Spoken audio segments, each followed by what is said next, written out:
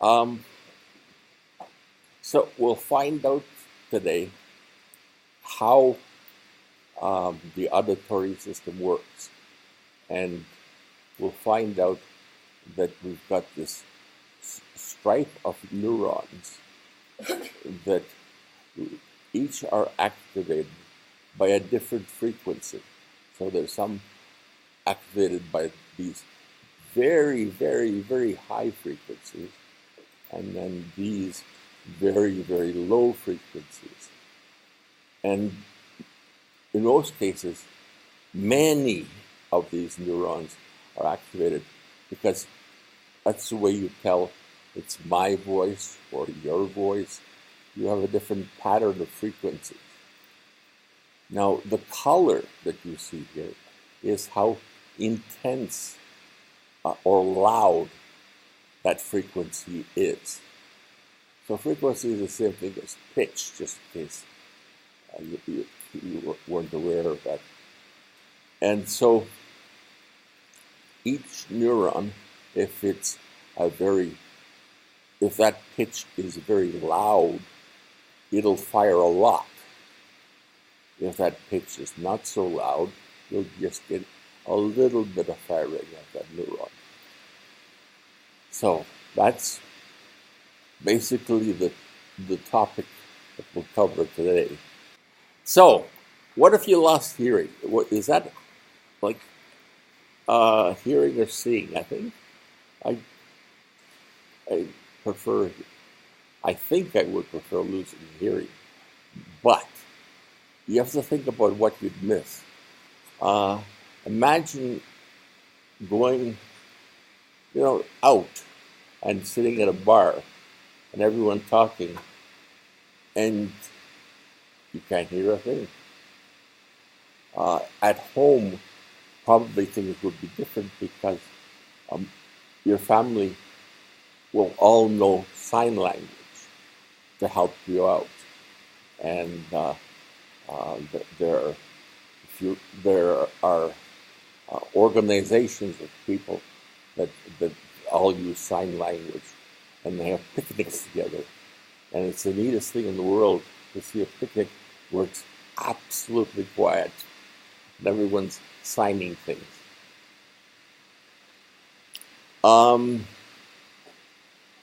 You can often miss it because you can't hear or can't hear well. You sometimes misdiagnosed as being cognitively impaired.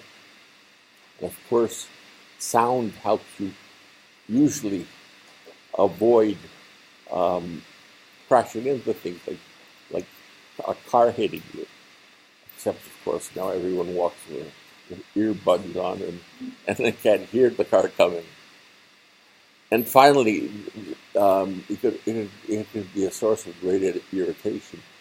As you get older, often you start getting this tinnitus, which is this ringing of the ear, and it can be sometimes so loud and annoying that it can drive you crazy.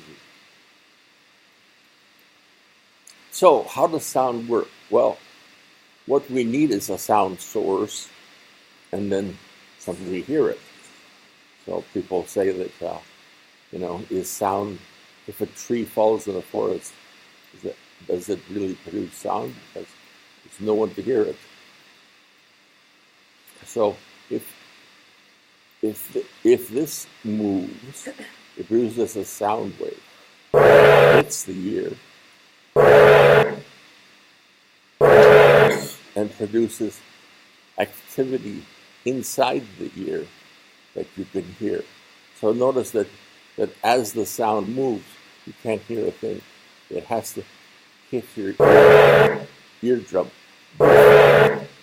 before the sound goes. And when you hear thunder, it usually is preceded by a lightning flash. And then sometime later, you hear the sound of the thunder. That's because light travels really, really fast and sound travels a lot slower.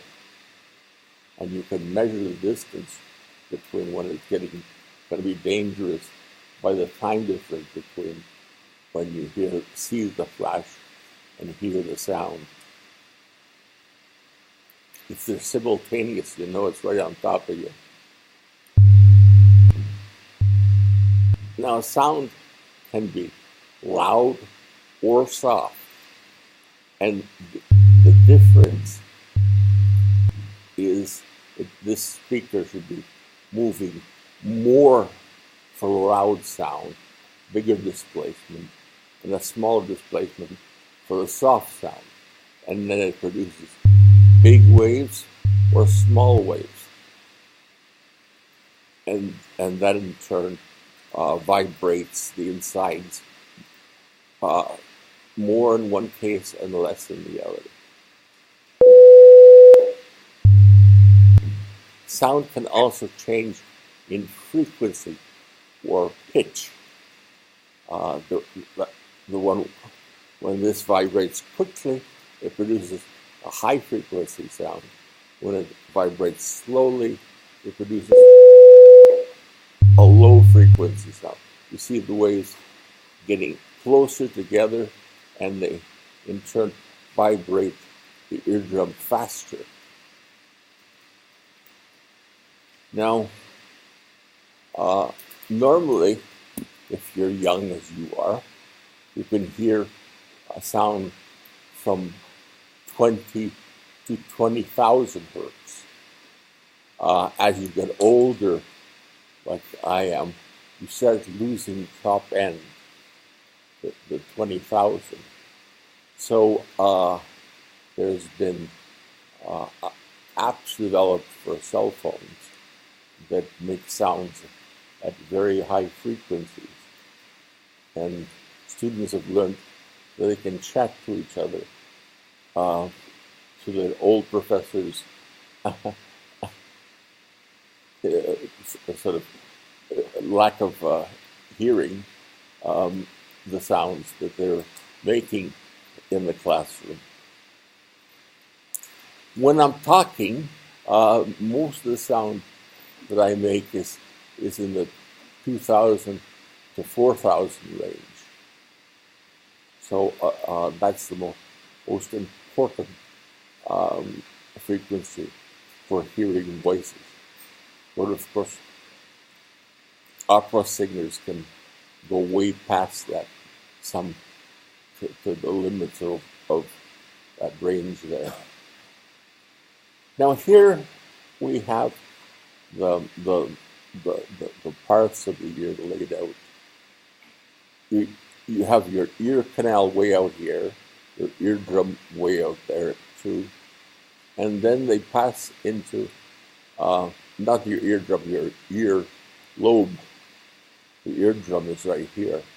The first thing, this outer part, of course, is air. And then you have the middle ear, and it has also air, but it also has this structure here called the ossicles. They're bones, and we'll talk about how important they are. Then finally, we have this thing that looks like a snail. And in it, you have this ribbon, tiny ribbon of tissue. And on that tissue, you have hair cells coming out of it. Now, if the air would come and hit this without the ossicles, so you can see that normally when this presses, it also presses this through the bending of the ossicles. When you have a big eardrum, and then what is pressing is a very small little drum.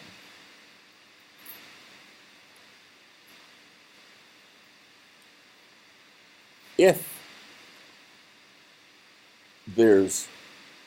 your ossicles aren't working, are absent, the air hits the drum, but inside back here is fluid, and that fluid bounces the light air molecules right off. It's like um, a small little ball for badminton, let's say. Not badminton, but tennis hitting a heavy billiard ball.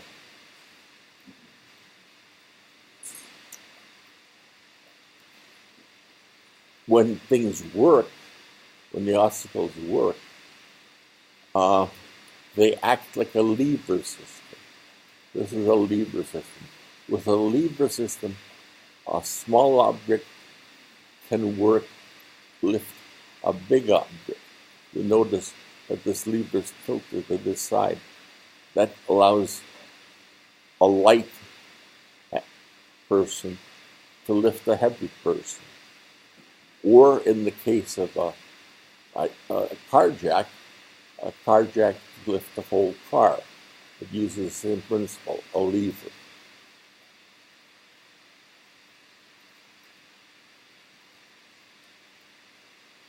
Now, in addition, we have a little muscle that is attached to the ossicles. And when that muscle contracts, it reduces how much vibration the ossicles can send to this inner ear. And it gates the sound. And it gates the sound in one case every time you speak. So every time you speak, it automatically shuts down your ability to hear. And that's why, of course, talking while somebody else is talking is not a good idea. The other thing it contracts is a very loud sound. So if a gun fires, then this thing contracts. Of course, after the fact, it might be too late. But also, if you go into a loud concert hall, this will contract, and in that hall, it will contract continuously.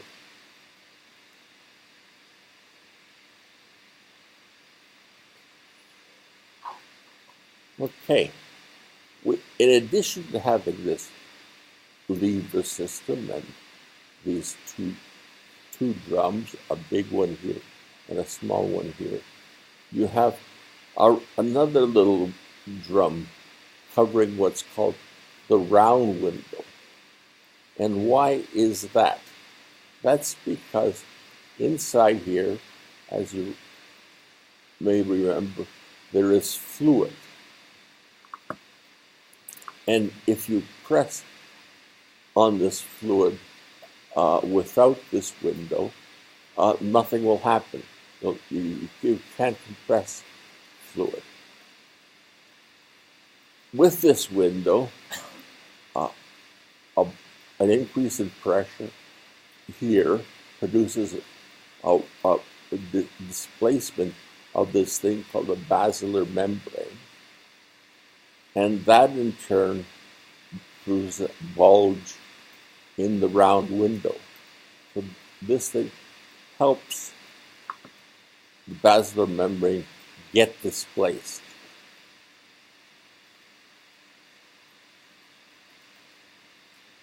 Now, on the basilar membrane, you have this creature called the hair cell. And it's called the hair cell for quite obvious reasons. It's got hairs on it. But remember that these hairs, this cell is microscopic. Okay? You can imagine how microscopic these hairs are. Well, there's another surprise for you. On each hair, you have a tiny little filament. which is attached to the top of the next lower hair. And that top of the next lower hair is opened when the hair bends in a certain direction. You can see here when it's bent to the left, it opens. When it's bent to the right, it closes. When it opens, it allows potassium to enter the cell.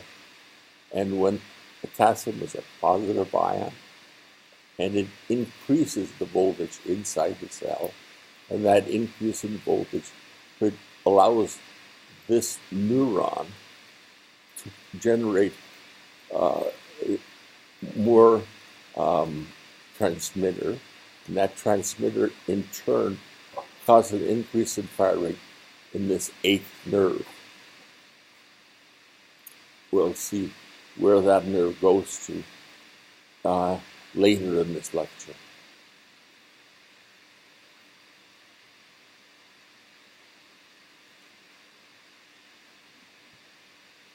Now, when this oval window bends and pushes on the basilar membrane, it generates the beginnings of a wave. And that wave travels down to the other end of the basilar membrane. What's important to note is that wave starts small, gets bigger, and becomes smaller again. So it changes in size as it moves along the membrane.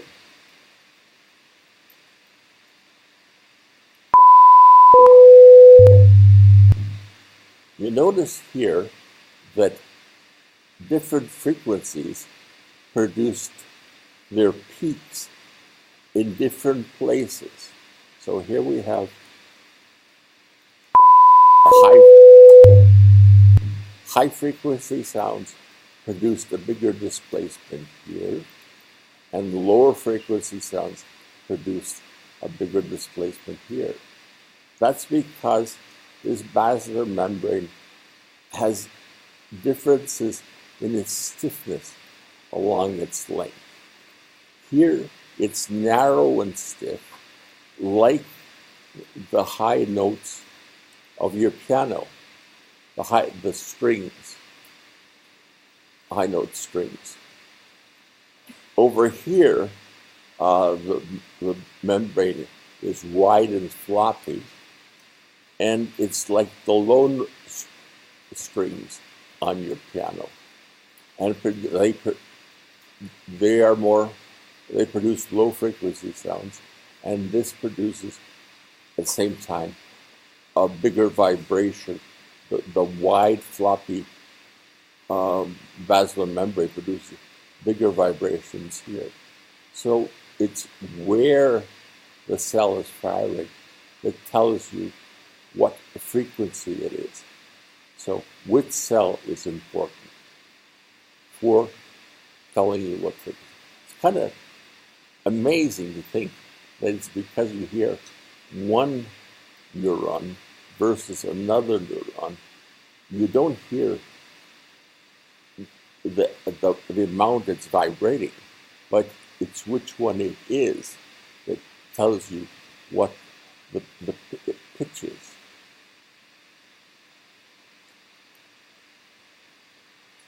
Now that's supposed to be playing Mary Had a Little Lamb, but for technical reasons, I can't seem to get her to play. Anyways, you can see here different parts of this basilar membrane are firing, and were this working, it would be playing Mary Had a Little Lamb to you.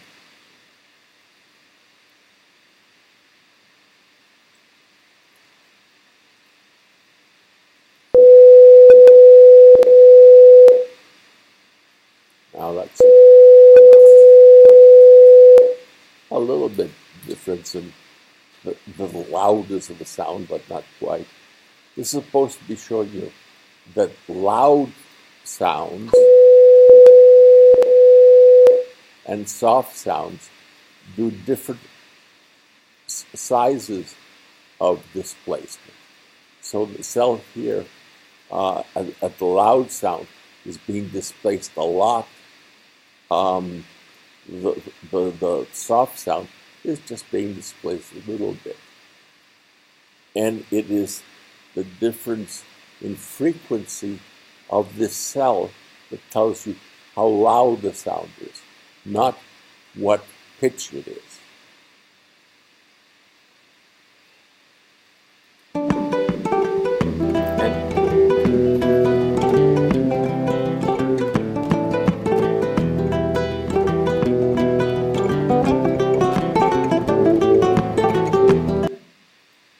So here you see a tune, and that tune is vibrating these many neurons to different amounts. It's like you can think of the basilar membrane as a synthesizer, and all the frequencies are being represented along its length, and how much each one is vibrating tells you how loud it is, and the combination then gives you that the tune that you heard, the different loudness it made, the different frequencies it made. Now, of course, you can go deaf, or you can lose parts of your hearing. Very loud sounds, like gunshots next to your ear, can rupture both either the eardrum or the basilar membrane, or both. Lower frequency, lower amplitude sounds can this damage, permanently damage the hair cells themselves. You can imagine you have this tiny little hair cell with little filaments on it. It's quite delicate. And those loud sounds aren't that loud. If you're running a lawnmower, you should be wearing something to protect yourself.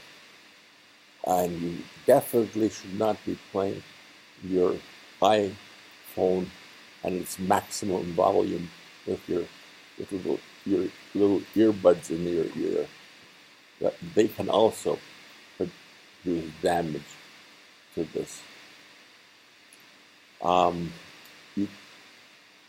If you play in a band,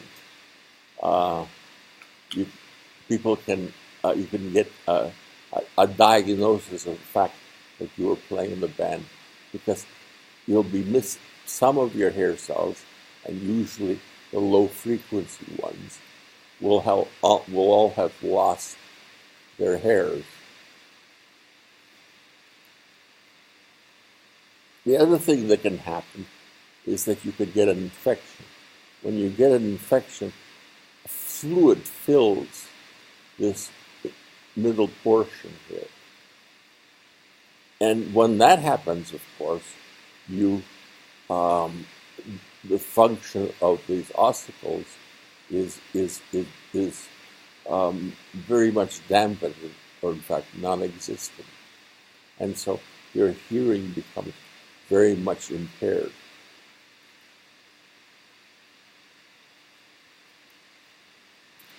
The other thing that can happen is that just opening of these top of the hair allows in potassium, but it can allow in anything that can fit through this diameter of hair.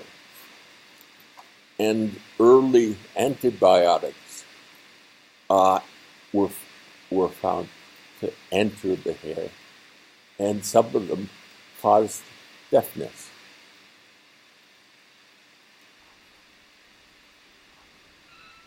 And the last thing, of course, is old age. Um, you have a loss of blood supply that kills cells. You can get compression of the nerves that'll also cause problems.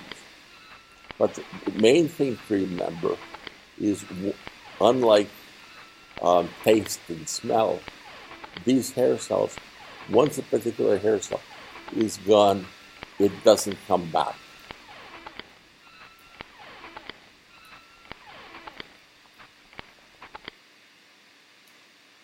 Okay. You have 2 ears, not one. And it is for a good reason. Because it has a third quality that your ears measure. Your ears measure pitch, your ears measure loudness, but they can also measure a third thing, direction. Because it can compare what's happening in one ear to what's happening in the other.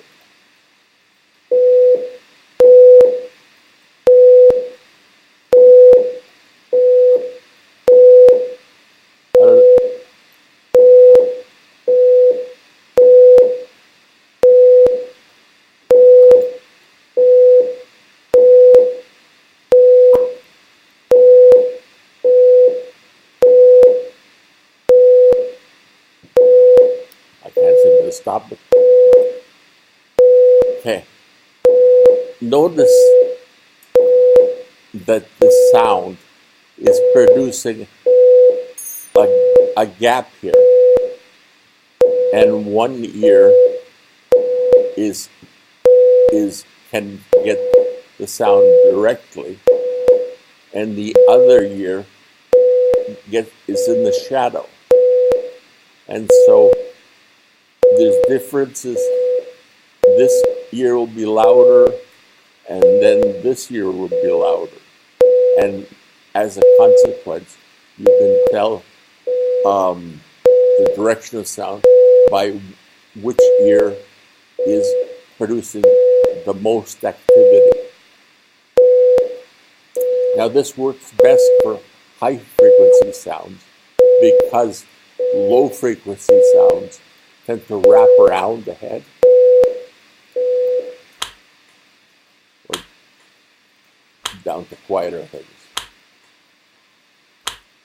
The other thing the ear measures is the difference in timing. So if it's coming from the left ear, it'll hit the sound wave will hit the left ear first and the right ear second. And that's amazing because I've slowed this down to a very high degree. In fact, the differences between some frequency sounds are of the order of 10 milliseconds, 10 parts in a million.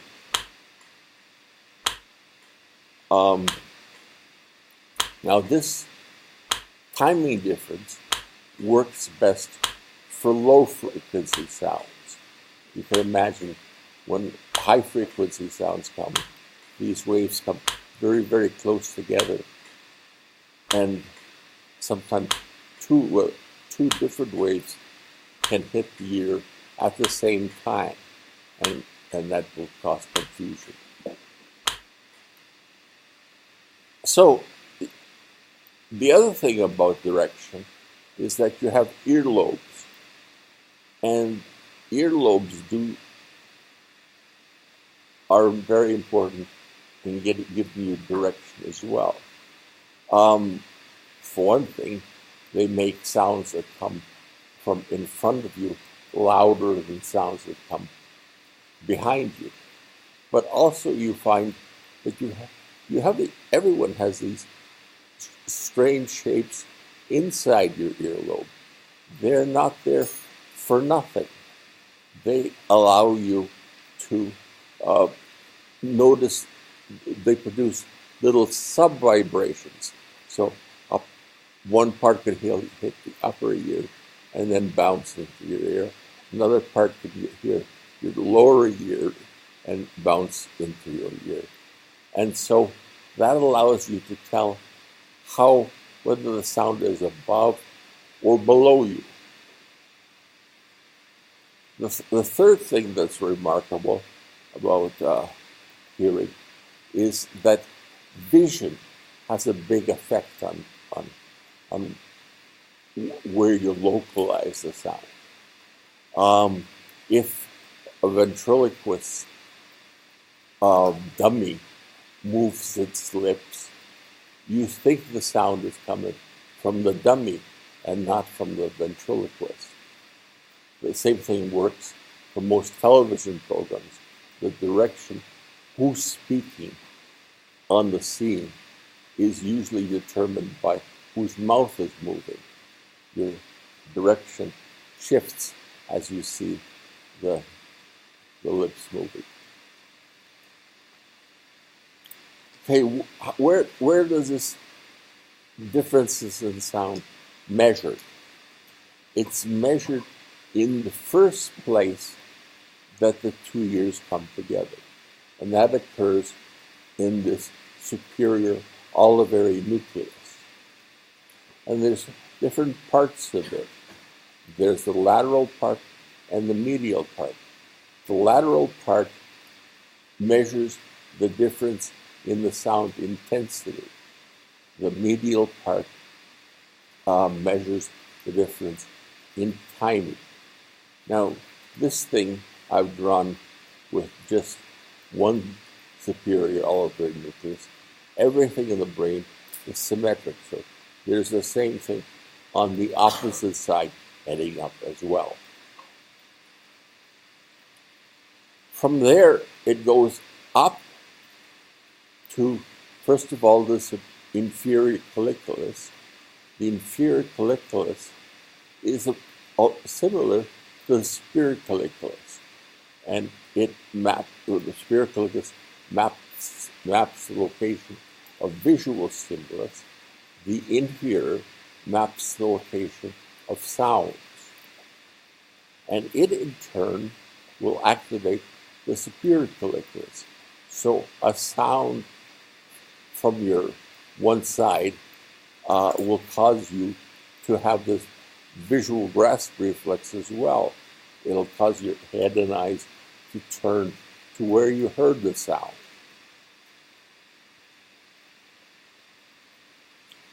And from there it goes, of course, to the thalamus. Forget about what the name of this location is. I don't get that detailed in my exam questions.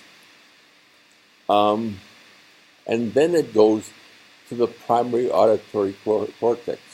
This is where you first begin to become conscious of a sound. Now, a question for you. Okay, we want, again, to activate your hand, because physical activity helps mental activity. The best thing you can do to keep your brain going is exercise.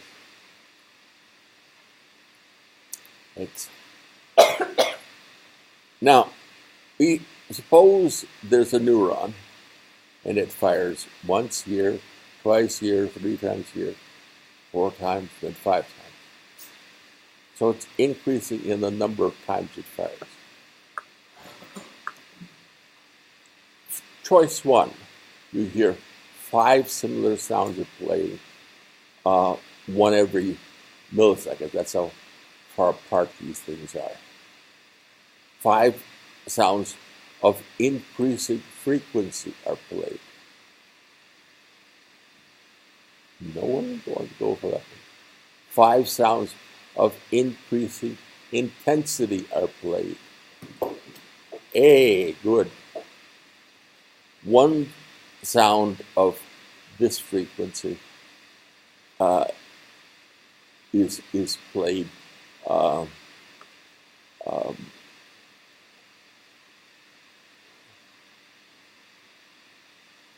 that I'm not sure how much different that is from the previous one.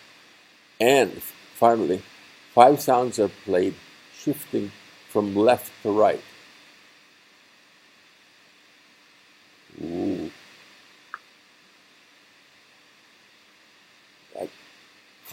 That is also right. Because it could be that you're recording the cell from 1 year and the sound is shifting in location towards that year. So it becomes louder and louder and louder in that year. Good.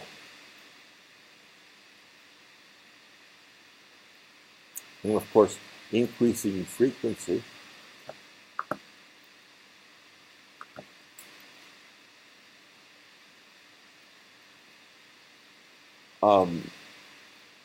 like increasing frequency won't change this, because this is a single neuron and its firing indicates that frequency.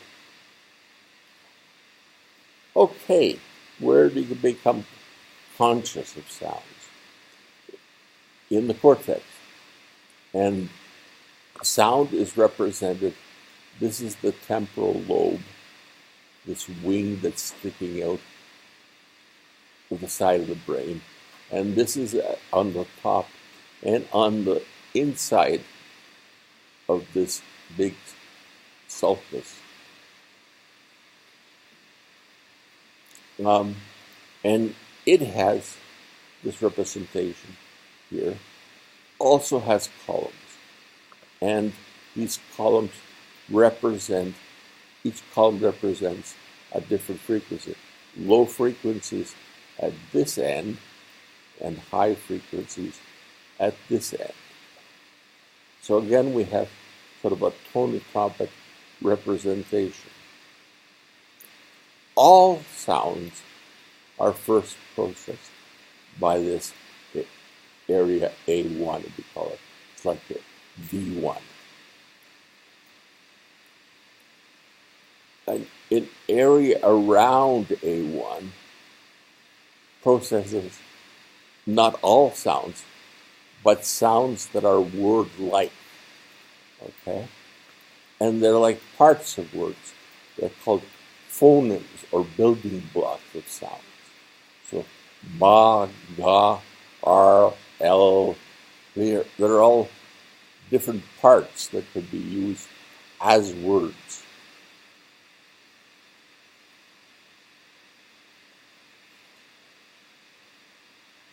Now, you'll find in some textbooks, this is called the core, and around it is the belt. And surprisingly, within these two areas, one has several dozen mirror image representation of frequency. So here we have mirror images representation of vision, location of light. Here we have representation of frequencies, but they're mirroring the low frequencies and high frequencies. Low frequencies are from the edge of one and the edge of the other, and then at the opposite end you have the high frequencies, and again they're matched with the high frequencies at the next region. And finally we have a thing called Wernicke's area, and that's words. Okay, it's the sound of words, and it's also the area that we comprehend what that word is. Now, when we're born, surprisingly, everyone in the world hears the same phonemes. Remember phonemes? Ba, ga, r, l. But By the age of 6 months, you lose the frequencies that are not, or the phonemes that are not in your environment or dialect. Okay? That's because these things act like a magnet. They combine sounds that look similar. So if you go ba,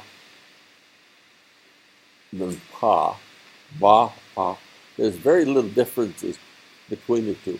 You say one or the other. Yes, a slight difference in how you project the pa and the ba,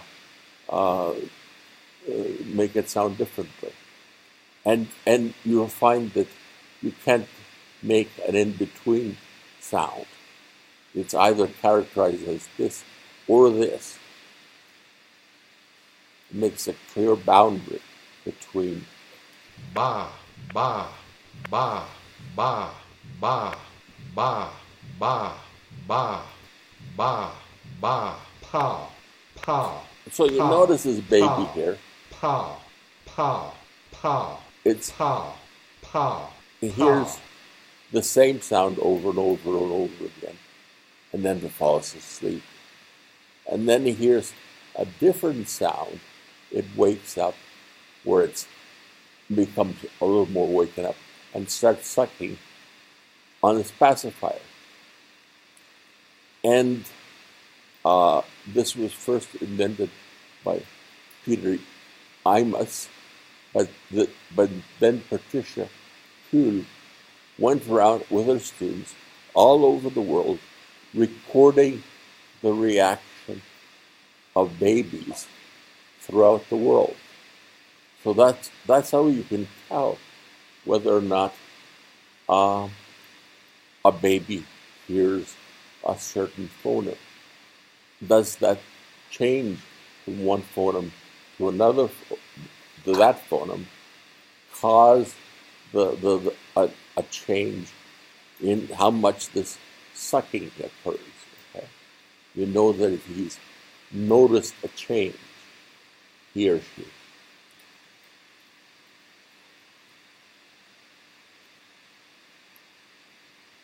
So, if you're raised in English, you can tell the difference between an L and an R. And try making an R and an L. You move your tongue back and forth. And you can try it at home. Here it might be a little noisy, but move your tongue back and forth. And you'll find that at one point you make an R, and the next point you make an L. You could clearly tell the difference between the two. But if you're raised in Japan, there is, I forget whether it's no L or no R, but you don't hear the two phonemes. You just hear one phoneme. And as a consequence, when you're 6 months old, whether you play an R or an L, there'll be no difference in your response. Likewise, there's many phonemes in the Japanese language that if you were raised in North America, you wouldn't be able to hear. And the same thing is true for any language. Every language has their own phonemes.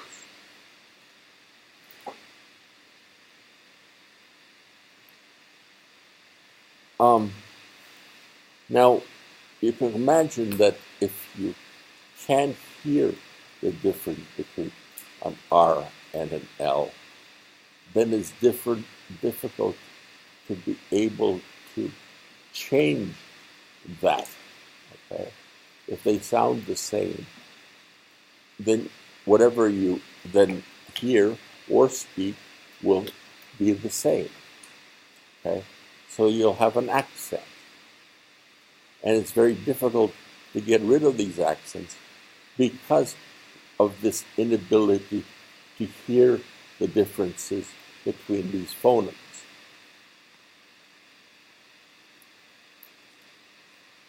Okay. This is a very simple model of how hearing some or seeing something can then be used to produce the sound of what you're hearing.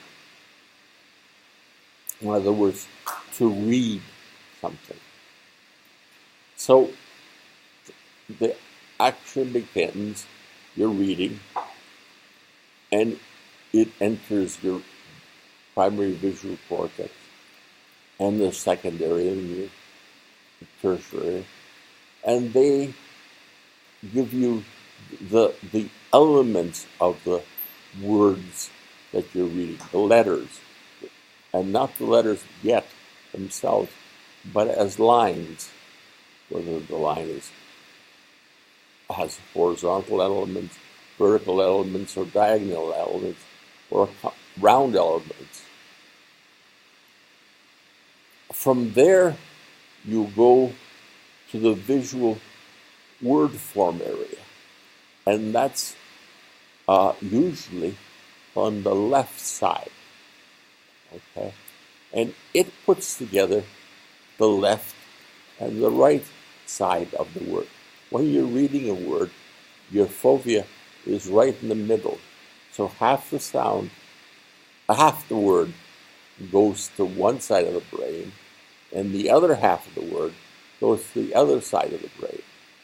And this area here is the first area which puts the two halves together and allows you to see the whole word. And like the fusiform face area, the fusiform face area, you could recognize the face right away, especially, or you can recognize that it's not someone of your clan, but someone from a strange clan,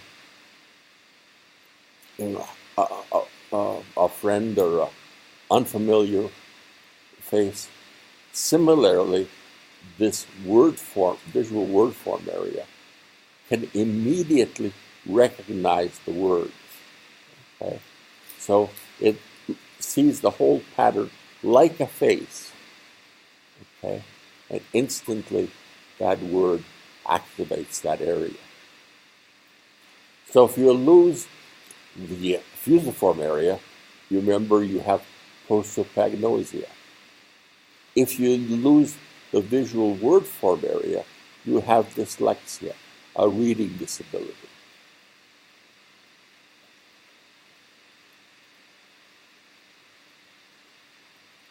From there, you go to the PTO.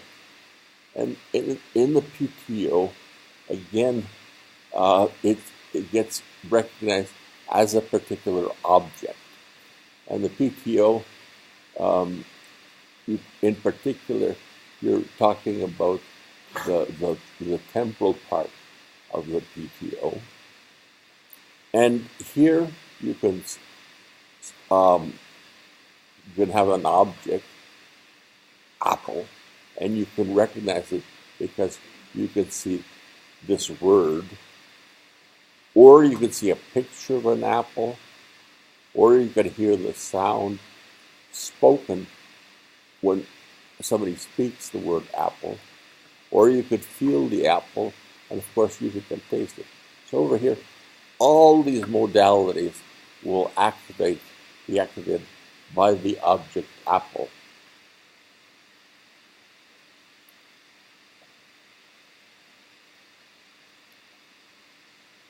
From there, it goes to Wernicke's area, which is important in the verbal understanding.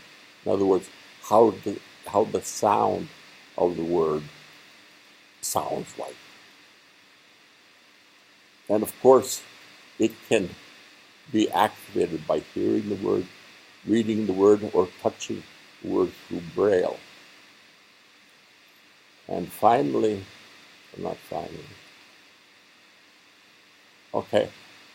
biological motion. So,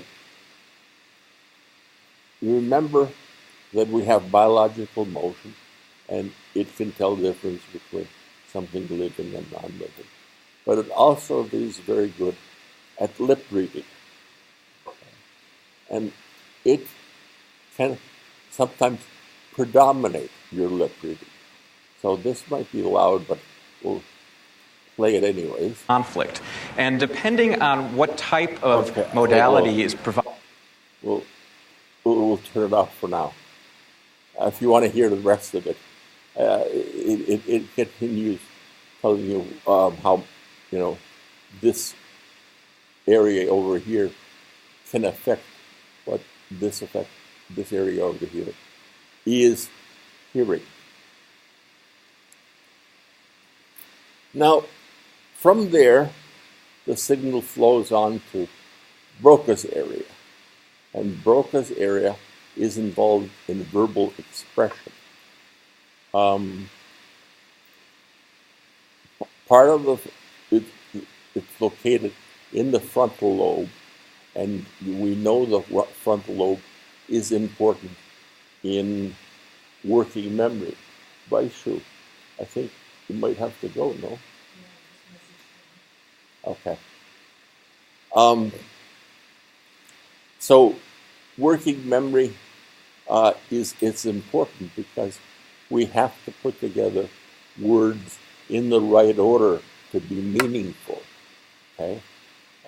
What I'm saying here, the word order really matters. It'd be nonsense if the words were all scrambled.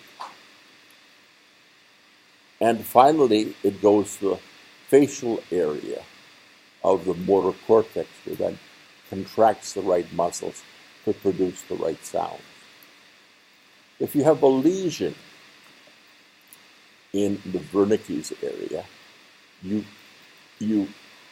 cannot understand language.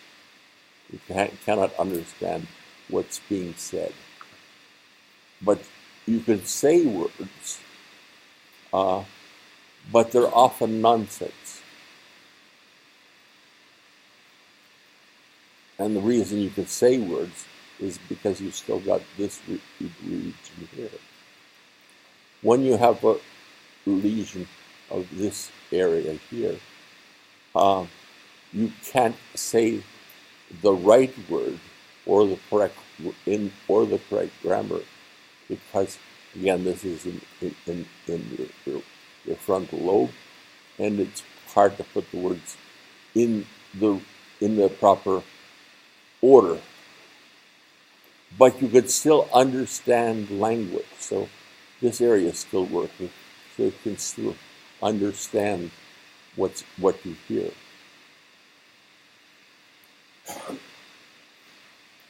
If you're deaf and you use American Sign Language to communicate, you find that the same areas are being activated. We get Broca's area activated to understand what the hand gestures mean, okay, or to produce the hand gesture. While we have Wernicke's areas, I misspoke. If you have Broca's areas, you have you can produce the hand gesture. If you have Wernicke's area, you can comprehend what the hand gestures mean. So it seems that these areas are not just for the sounds, but for the gestures and other things as well. We also have a what and a where stream. We have it in vision, we have it in touch, and now we see we have it in the auditory system as well. The what stream flows into the anterior part of the temporal lobe, and then up into Broca's area. the prefrontal lobe. It's used to identify the object sound, or the sound object, whichever way you want to say it. So you can tell it's grandma from her voice. You can tell it's a certain bird from its chirping. But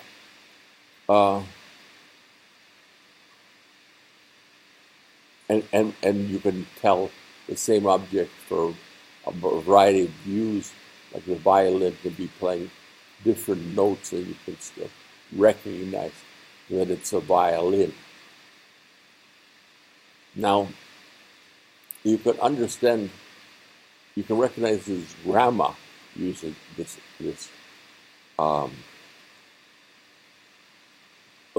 what stream, but to understand what grandma is saying, you have to use, surprisingly, what is called the equivalent of a aware stream.